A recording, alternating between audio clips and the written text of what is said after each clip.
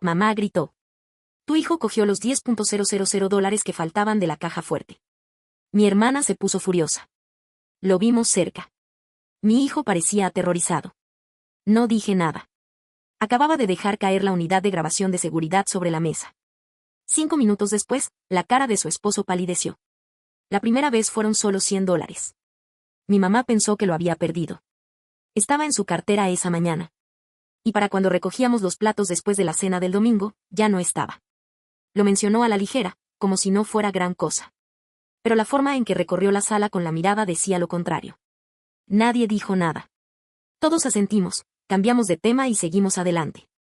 La segunda vez, $300 desaparecieron del cajón del estudio de papá. Esa fue más difícil de ignorar. Siempre cerraba con llave ese cajón y solo la familia tenía acceso a la casa. Aún así, no hubo acusaciones. Solo un silencio incómodo flotaba en el aire la siguiente vez que nos sentamos a cenar. La tercera vez fue cuando las cosas se pusieron raras. $500 desaparecieron del bolso de mi hermana Lauren. Dijo que desapareció mientras estaba arriba cambiando al bebé. No lo dijo directamente. Pero sus ojos se posaron en mí y en mi hijo Mason. Fue entonces cuando supe que algo había cambiado. Mason tiene 11 años. Es inteligente, tranquilo y le encanta dibujar en los videojuegos. Pasamos mucho tiempo en casa de mis padres. Después de mi divorcio, empezaron a ayudarme con la compra, la matrícula escolar y, a veces, el alquiler. Nunca lo dije abiertamente, pero sabía que a Lauren le molestaba. Su esposo, Keith, le molestaba aún más. Después de ese tercer incidente, mi padre compró una caja fuerte. Una de esas pesadas, ignífugas, que se atornillan a la pared. Con teclado digital. Lo instaló detrás de un escudo. Me dijo que solo les había dado el código a mamá, a Lauren y a Keith. No a mí. No, Mason. No me molestó. Solo quería que terminara el drama. Pero no fue así. El dinero seguía desapareciendo. Al principio, pequeñas cantidades. Luego más grande. 2,000. 4. Y luego, la semana pasada, se perdieron $10,000 de una sola vez. Cientos. Plink. No había señales de entrada forzada. No faltaba nada en la casa, salvo el dinero. Esa noche nadie tocó la comida. Se oía el tintineo de los tenedores. Las bebidas se sorbían. Solo para llenar el silencio. Papá no dejaba de mirar su teléfono. Mamá apenas levantó la vista. Mason solo picoteaba su puré de papas. Lauren y Keith guardaron un silencio sepulcral. Ya ni siquiera fingían. Y ayer todo explotó. Estábamos sentados en la sala. El bebé dormía la siesta arriba. La tele transmitía un programa de cocina de fondo. Estaba ayudando a mamá a revisar el correo. Papá había ido a su oficina a revisar algo en la caja fuerte otra vez. Y entonces mamá se volvió hacia mí y me lo dijo. Tu hijo cogió los 10,000 que faltaban de la caja fuerte. Así, sin más. Sin avisar. Sin preámbulos. Lo dijo como si fuera un hecho. Todo se detuvo. Mason acababa de llegar del patio trasero. Se quedó paralizado como si alguien hubiera cortado el oxígeno. Entonces Lauren entró de un salto. Lo vimos cerca de la oficina. 2 veces. Estaba viéndote abrir la caja fuerte, mamá. No te hagas el sorprendido. Nadie se movió. Keith mantuvo la vista fija en la televisión como si no oyera nada. No grité. No lo defendí. No dije ni una palabra. En cambio, metí la mano en mi bolso y saqué una pequeña memoria USB plateada. La dejé justo en medio de la mesa de centro. Les dije que era una grabación. El mes pasado. Cámara con sensor de movimiento. Instalada en el techo de la oficina de papá. Oculto dentro de un detector de humo falso. Con el permiso de papá. De hecho, él lo sugirió. Después del segundo gran robo, ya no sabía en quién confiar. Cada vez que se abría la puerta de la oficina, se grababa. Cada vez que alguien tocaba la caja fuerte, se grababa.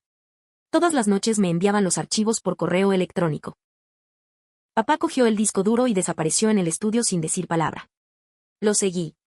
Lauren se levantó, dudó y volvió a sentarse. Kate no se movió. Mason parecía aterrorizado. Le dije que esperara. Papá lo conectó a la computadora. El archivo estaba etiquetado con la fecha exacta en que desaparecieron los 10,000. A los 5 minutos de grabación, era evidente. La cámara lo captó entrando a la oficina a las 2:14 de la mañana, marcando el código de la caja fuerte. Tomó los fajos de billetes de 100 y los metió en una bolsa de lona negra. Ven. Plink. como si lo hubiera hecho antes. Oí el suelo crujir detrás de mí. Me di la vuelta. Kate estaba en la puerta. El cubo es tiza. No dijo ni una palabra. Simplemente se dio la vuelta y salió por la puerta principal. Keith no regresó a casa esa noche. Después de que se reprodujera la grabación, simplemente salió. Sin chaqueta, sin explicación, sin disculpa. La puerta se cerró tras él y el sonido resonó por toda la casa como un disparo. Loan se quedó allí paralizada, sosteniendo su teléfono como si éste le dijera qué hacer. Mamá murmuró algo sobre el bebé de arriba y desapareció. Papá se quedó pegado a la pantalla, repitiendo el video con incredulidad. Mason se quedó en silencio. Más tarde lo arropé en la habitación de invitados y se quedó dormido abrazado a su osito de peluche, como solía hacerlo de pequeño y le asustaban las tormentas. Cuando bajé, la única luz provenía del monitor de la computadora. Papá estaba sentado, mirando fijamente una imagen en pausa. La mano de Keith metiendo la mano en la caja fuerte, su rostro, quedó perfectamente grabado en la esquina de la foto. Pude ver el reflejo de papá en la pantalla. Parecía más viejo que nunca. Me preguntó cuánto tiempo llevaba la cámara encendida. Se lo dije desde agosto. Lo instalé una tarde mientras todos estaban fuera. Mamá había llevado a Mason al parque. Lauren estaba en su revisión prenatal y Keith supuestamente trabajaba hasta tarde. Papá era el único que lo sabía. Acordamos que necesitábamos pruebas de alguna manera. Papá solo asintió. No dijo nada más. A la mañana siguiente, el coche de Keith había desaparecido. Su teléfono saltó directamente al buzón de voz. Loan estaba sentada a la mesa de la cocina en bata, revisando sus mensajes una y otra vez. Tenía los ojos rojos e hinchados. No me miró hasta que le puse una taza de café delante. Me preguntó si estaba orgullosa de mí misma. Dijo que no tenía por qué atraparlo así. Atraparlo. Esa fue la palabra que usó. Le dije que no había atrapado a nadie. Las imágenes simplemente mostraron la verdad. No respondió, pero me di cuenta de que aún no lo creía. Papá nos llamó al comedor alrededor del mediodía. Parecía exhausto. La mesa estaba llena de impresiones. Fotogramas de la grabación, marcas de tiempo. Incluso había una foto donde se veía el tatuaje de Keith al agarrar el sobre con dinero. Las colocó como si fueran evidencia en un tribunal. Mamá no quería ver las fotos. Ella simplemente se quedó allí sentada, frotándose las sienes. Papá dijo que no llamaría a la policía, todavía no, pero Keith ya estaba harto. Se acabó la ayuda, no había acceso a la caja fuerte, no había cuentas compartidas, nada. Primero iba a proteger a la familia. Luego se volvió hacia Lauren. Le dijo que debía decidir dónde estaba su lealtad. Lauren no respondió. Solo miró a Mason, luego a mí y luego a los periódicos. Esa noche, Keith seguía sin aparecer. A la mañana siguiente, la tarjeta de débito de Lauren fue rechazada al comprar pañales. Cuando revisó la cuenta, no había nada. Keith la había vaciado, comprobando todo con su cuenta de ahorros. En ese momento lo comprendió. Se sentó en el pasillo con el teléfono en la mano, susurrando su nombre una y otra vez, como si repetirlo varias veces lo hiciera volver. Esa noche por fin vino a mi habitación.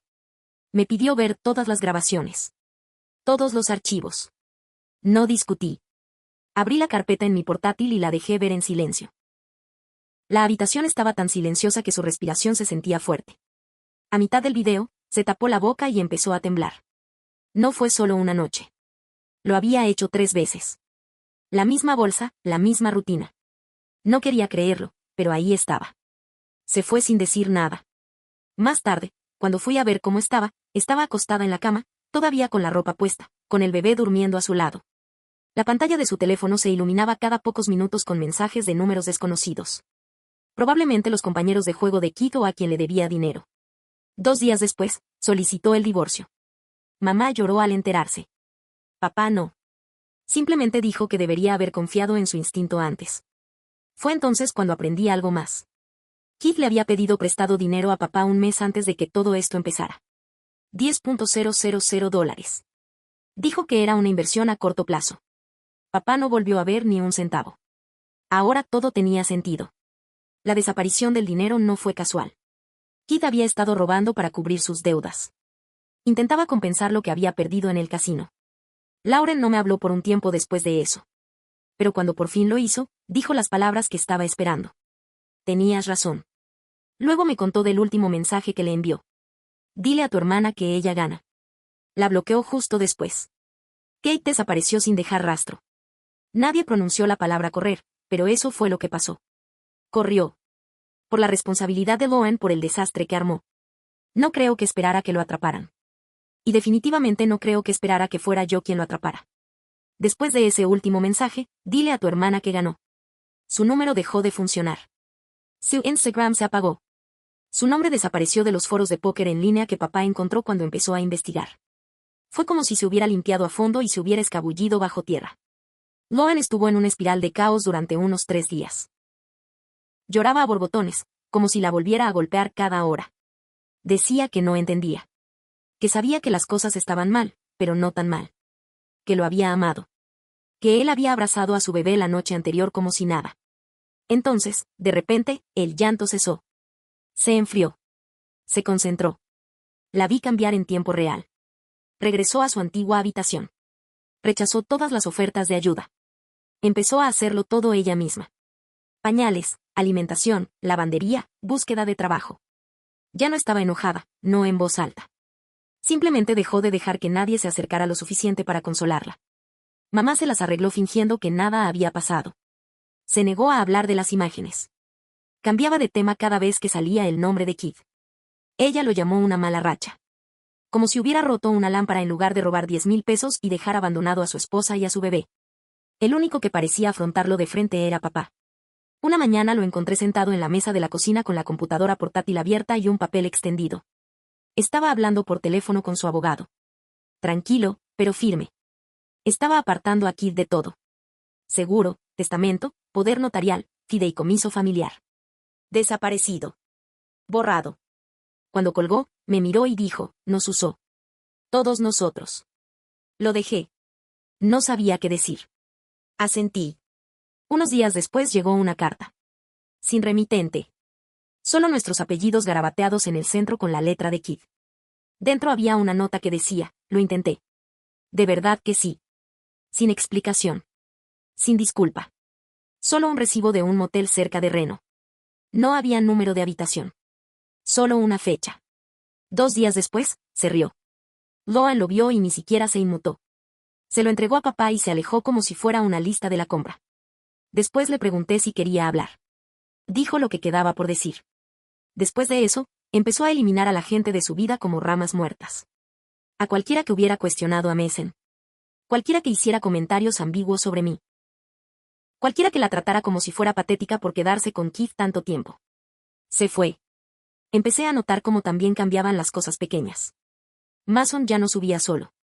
Dejó de hablar de Kid. Incluso cuando lo mencionaba con delicadeza, cambiaba de tema. Seguía siendo dulce, seguía siendo el mismo, pero ahora más tranquilo. Sabía lo que eso significaba. Le dije a papá que estaba pensando en conseguirle un terapeuta a Mason. Dijo que era buena idea. Luego hizo una pausa, se quitó las gafas y dijo algo que no me esperaba. Dijo que pensé que podría ser él. Al principio no lo entendí. Me miró a los ojos y me dijo que cuando empezó a faltar el dinero, miré a Mason de otra manera. Me odio por eso. No dije nada. Simplemente lo dejé pasar porque esa verdad dolía, pero también importaba. Y, para ser sincera, yo también lo había sentido. En la forma en que mamá revisaba su bolso 3 veces cuando Mason estaba cerca, en la forma en que Loan lo miraba cuando algo faltaba. Nadie lo dijo, pero lo pensaron. Pensaron que mi hijo era un ladrón. Unas noches después, Loan pidió llevar a Mason al parque. Solo conviértalo. No dijo por qué. Al volver, le dio una bolsa con 3 tarrinas de helado, una de chocolate con chispas de menta y otra de ese sabor raro de mango que le gusta, y me dijo que él las elegiría. Cuando Mason fue a la cocina, me miró y dijo, lo siento. Y le creí. La vida no volvió a la normalidad después de eso. Pero empezó a cambiar. Mañanas tranquilas. Menos peleas. Cenas incluso sin silencios incómodos. Todavía estábamos rotos en algunas partes, pero parecía que estábamos pegando las piezas poco a poco. Kate seguía desaparecido y, sinceramente, ninguno de nosotros quería que volviera. Para octubre, la casa se sentía más tranquila. El tipo de silencio que sigue a una tormenta, inestable pero apacible. Seguimos evitando el tema de Kid. Nadie dijo su nombre. Fue como si lo hubiéramos borrado del aire. Loan se adaptó a la maternidad soltera como si se hubiera estado preparando desde el principio. Era fuerte, más aguda que antes, pero más tierna con Mason. Mamá seguía rondando cuando Mason estaba cerca. Como si intentara compensar cada mirada de reojo que le había lanzado. Papá se mantenía ocupado arreglando cosas. Los pomos de las puertas cierran la puerta. Como si mantener las manos en movimiento le impidiera pensar en todo lo que salió mal. No habíamos sanado, pero aguantábamos. Entonces papá sugirió la cena. Dijo que necesitábamos una noche para recomponernos. Algo que no se tratara de control de daños ni de silencios pasivo-agresivos.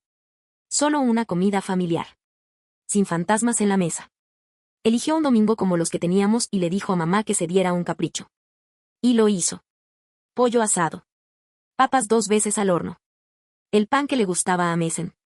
Incluso sacó la polvorienta botella de vino que guardaba desde 2009. Mason la ayudó a poner la mesa. Loan vistió al bebé con un mono con estrellitas doradas. Papá llevaba su reloj viejo. Parecían surrealistas. Nos reímos más de lo esperado. Loan y yo bromeamos sobre las vacaciones familiares de antaño. Mason dijo algo tonto sobre que la frente del bebé se parecía a la de Keith y todos nos quedamos paralizados. Entonces se rió a carcajadas. Era el tipo de broma que solo se hace cuando algo terrible por fin ha dejado de doler. Entonces papá se levantó y sacó una pequeña caja de madera. Lo dijo delante de mí y dijo que estaba vencido. Dentro había un cheque por $10,000. Me quedé mirándolo. Dijo que no era un reembolso. Era una declaración. Que le habían fallado a Mason al dudar de él y que esta era una forma de demostrar que lo veían y lo asumían. Loan parecía estar enferma. Entonces se levantó con su vaso y dijo que tenía algo que admitir. Le dije a mamá que creía que era Mason. Dijo que semanas antes de que desaparecieran los 10,000. No había visto nada. Lo dije porque era más fácil que pensar que podría ser otra persona. Todos guardaron silencio. Mason ni siquiera levantó la vista del plato cuando dijo, lo sabía. La sala se estremeció por un instante. Lauren volvió a sentarse y se disculpó. Que no solo había dejado que Keith nos robara. También había dejado que nos robara la confianza. Me miró a mí y luego a papá y dijo que había tenido demasiado miedo de afrontar la verdad en aquel entonces, y que ese miedo le había costado todo. Estaba a punto de responder cuando mamá se levantó y miró por la ventana hacia la calle. Se detuvo a medio paso. Hay alguien afuera, dijo ella. Todos nos giramos. Papá fue a la puerta y la abrió. Y allí, de pie bajo la luz del porche, como si nunca se hubiera ido, estaba Keith. Pero ya no era el mismo. Parecía un hombre que había estado viviendo en su coche. Tenía el rostro demacrado, la piel cetrina, la ropa arrugada y suelta. Llevaba una bolsa de lona negra colgada de un hombro y una zapatilla rota con un agujero en la puntera. No hablaba. No saludó. Se quedó mirando la casa como si intentara decidir si aún era real. Lauren se quedó paralizada. Mason estaba detrás de mí. Kate no intentó acercarse. Sacó algo del bolsillo de su abrigo, recorrió la mitad del camino de entrada y lo dejó caer sobre el felpudo. Luego se dio la vuelta y se alejó. Sin palabras. Sin explicación. Papá esperó a que se fuera y luego recogió el sobre. Dentro había un desastre. Fichas de casino, comprobantes de empeño, recibos de retiro, pagarés escritos en papel bar napkins y una tarjeta de acceso a un hotel. Pero hubo algo que nos detuvo en seco. La nota de empeño era para el anillo de bodas de Lauren. El que había escondido en el fondo de su armario después de la separación. El que ni siquiera se había dado cuenta de que faltaba. Debió de volver a casa en algún momento mientras estábamos fuera. Lauren palideció. Ninguno de nosotros durmió esa noche. Nadie dijo una palabra a la mañana siguiente. Ni siquiera durante el desayuno. No mientras papá leía el periódico, que en realidad no leía. No mientras Owen preparaba la pañalera del bebé para un paseo que finalmente no dio. Incluso Mason parecía presentir que algo no iba bien. Se mantuvo cerca de mí, observándome a todos como si esperara que algo explotara. El sobre con la llave que había dejado en el porche seguía en la encimera, sin abrir. No fue hasta después de comer que papá finalmente lo recogió, lo abrió y empezó a colocar las cosas en la mesa del comedor. Al principio parecía basura, recibos doblados, una tarjeta de acceso, una servilleta arrugada, pero no lo era. Era la hoja de ruta de su caída. Recibos de casino de al menos 4 estados diferentes. Cientos, a veces miles de dólares gastados en cuestión de horas. Un comprobante de empeño del Rolex de otra persona. 2 recibos de transferencias bancarias a nombres que ninguno de nosotros reconoció. Uno por $4,000 enviado hace apenas 10 días. Y casi al final de la pila, el empeño se deslizó por el anillo de bodas de Lauren. Ese fue un golpe fatal. Se quedó allí mirándolo en silencio. No se había puesto el anillo desde la ruptura, sino que lo había guardado escondido en el fondo de su armario. Dentro de una caja, debajo de una pila de mantas de bebé. Ni siquiera se había dado cuenta de que faltaba. Había vuelto a la casa. No sabíamos cuándo ni cómo. Pero él había estado dentro. Eso lo cambió todo. Papá había cambiado las cerraduras esa noche. No solo llaves nuevas. Herrajes nuevos, cerrojos, cámaras de seguridad en la parte delantera y trasera. Observé a Mason mientras el cerrajero perforaba el marco. Loan se quedó en su habitación, amamantando al bebé, con el teléfono en silencio. Esa noche, papá nos llamó solo a Loan y a mí al estudio. Cerró la puerta y sacó una carpeta. Dentro había documentos legales. Algo que su abogado había redactado. Era básicamente una declaración formal de que Keith sería separado de todo vínculo familiar. El negocio tendrá seguro. Activos financieros, derechos de acceso o designaciones de emergencia. Desaparecidos. Papá le dio un bolígrafo a Loan y le dijo, esto es permanente. No dudó. Ella firmó sin leerlo. Entonces miró a papá y le dijo, asegúrate de que nunca se acerque a nuestro hijo. Él asintió. Los demás hicimos lo mismo. Incluso mamá, que había estado dándole largas a todo esto, finalmente se recuperó. Entró en el estudio sin que nadie se lo pidiera y le dijo a papá que también quería que sus cuentas estuvieran seguras. Todo. No quería enterarse dentro de 5 años de que Keith había usado su número de la Seguridad Social para abrir una línea de crédito en Ohio. Era la primera vez que veía a mamá enfadada. No triste. No me conmocioné. Estaba enojada. Esa noche, Loan entró en mi habitación después de que Mason se acostara. Se sentó en el suelo junto al cesto de la ropa sucia, mirándome doblar sus camisas. Dijo, creo que va a morir pronto. Lo dijo como una afirmación, no como un miedo. No dije nada. No había nada que decir. Ella continuó. No porque yo quiera, sino porque creo que él quiere. Era de esas cosas que no se dicen en voz alta a menos que ya se sepa que es verdad. Pasaron 2 meses. No hay rastro de Keith. No hay mensajes. No hay avistamientos. Se acabaron los sobres. Llegó la Navidad y pasó. Intentamos que fuera normal. Regalos para el árbol de Navidad. Mason recibió un cuaderno de dibujo de su padre y Loan lo sorprendió con un juego de rotuladores que no eran baratos. Probablemente fue la primera sonrisa sincera que vi en su rostro en semanas. 2 días después de Año Nuevo, recibí una llamada. Era un número de Nevada. Papá contestó. Era un policía de Reno. Encontraron a Keith en un motel. Sobredosis. Solo. Sin identificación ni billetera. Solo un teléfono roto con un mensaje sin perfume abierto en la pantalla. Pensé que podría arreglarlo. Lauren no lloró. Simplemente se sentó en el sofá con el bebé y miró al suelo. Lo enterramos una semana después en un servicio discreto. Solo nosotros. Sin fotos. Sin discursos. Sin música. El tipo de despedida que llega cuando alguien ha quemado todos los puentes antes de irse. Enterramos a Keith un jueves. El cielo estaba gris y apagado. No había música, ni presentación de diapositivas, ni dolientes. Solo 5 de pie, con abrigos, respirando a pesar del frío. Un ataúd cerrado, una lápida torcida y una breve lectura a cargo de un sacerdote que, evidentemente, nunca lo había conocido. Incluso la tierra parecía reticente a caer. Loan sostuvo al bebé todo el tiempo, tranquila e inexpresiva. No estaba entumecida, simplemente había terminado. Era como si el duelo hubiera pasado hace mucho tiempo y esto fuera solo el papeleo. No hubo recepción. Nadie preguntó por flores. Nadie publicó nada en línea. Nos subimos a nuestros coches y volvimos a casa sin decir palabra. Pero el silencio no significaba paz. En realidad, no. La casa permaneció en silencio durante días. Sin música de fondo. Sin televisión. En Costo Mason habló más bajo, como si el volumen de la casa hubiera bajado y ninguno de nosotros quisiera molestar. Entonces, una noche, me desperté con el ruido de algo que se estrellaba. Encontré a Loan en el garaje con un marco destrozado en una mano y una bolsa de basura en la otra. Después de eso, las cosas empezaron a cambiar. No estaba bien de repente. El duelo no funciona así, pero ella estaba avanzando de nuevo. Levantarse, preparar el desayuno, llamar a la gente. Incluso llevó al bebé a un grupo de madres en la biblioteca. Volvió a casa con un dibujo que él había garabateado en cartulina y pegado en la nevera como si fuera una obra maestra. Papá empezó a trabajar en el garaje de nuevo, arreglando su vieja motocicleta. Mamá horneó más de lo habitual. Mason preguntó si podíamos dejar de usar la habitación de invitados y llamarla simplemente su habitación. Me lo tomé todo como un pequeño viento.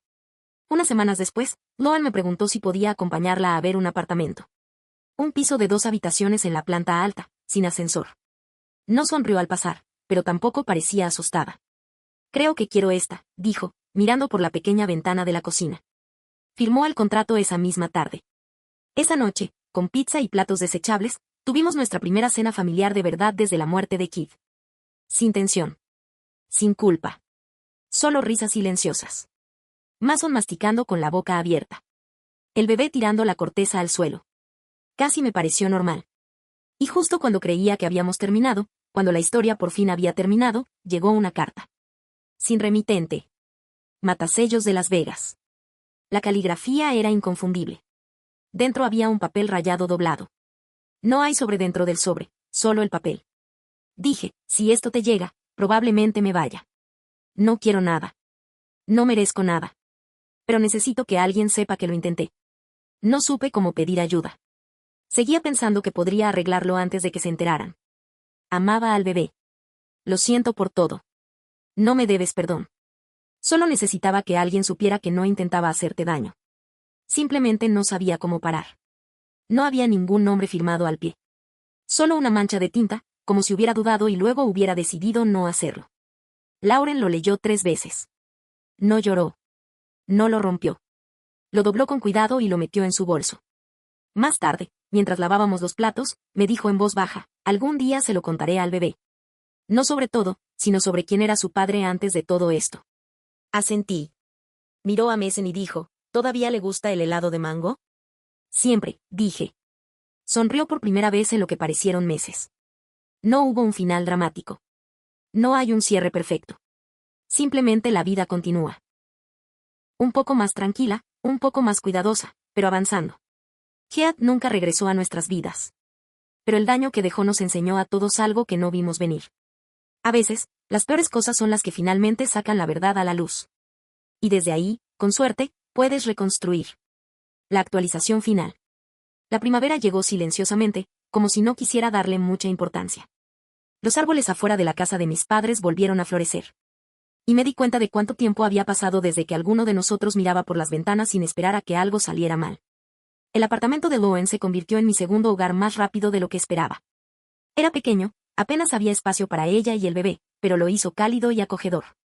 Encontró un sillón de segunda mano, pintó la cuna ella misma e incluso empezó a tener suculentas en el alféizar de la ventana.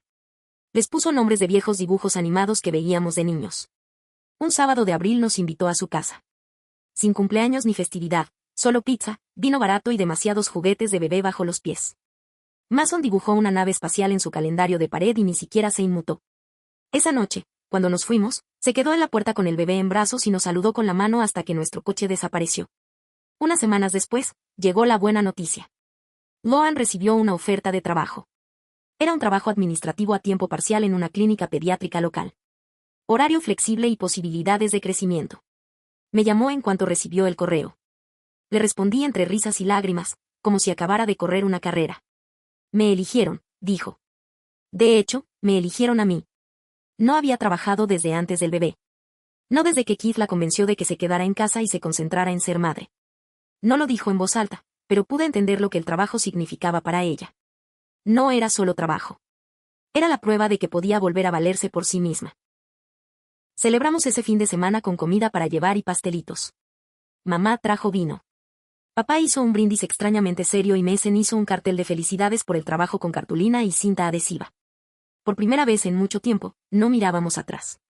Esa noche, después de lavar los platos y de que el bebé por fin se durmiera, Loan se sentó a mi lado en el sofá y me dijo, ya no tengo miedo. Le creí. Las cosas aún no eran perfectas. Pero la perfección ya no era el objetivo. Ahora solo queríamos días buenos. Y esa noche fue uno de ellos. Quizás una de las mejores.